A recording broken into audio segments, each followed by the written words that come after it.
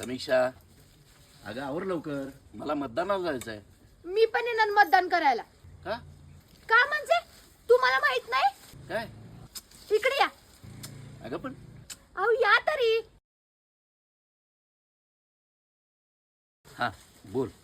हो बापू, आज लय मोठा दिवस आहे. म्हणजे?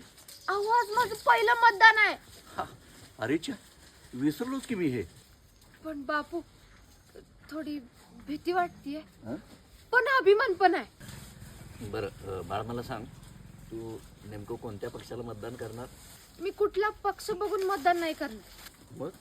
मी माणूस बघून मत देणार. जो माणूस काम करतो, जो माणूस खऱ्या अर्थाने लोकांसाठी उभा राहतो, मग तो कोणत्याही पक्षाचा असो, माझं मत त्यालाच असणार. बाळा, हे तुला कुणी शिकवलं रे? हो बापू, तुम्ही मला लहानपणीपासून हेच शिकवलं ना, की नाव नाही काम बघ, घोषणा नाही परिणाम बघ.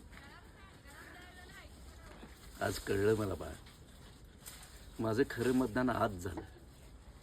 मी देशासाठी नाही तर तुझ्यासारख्या विचारांसाठी जिंकलो. हो बापू, मतदान म्हणजे फक्त बटन दाबणं नाही, तर ती एक जबाबदारी आहे.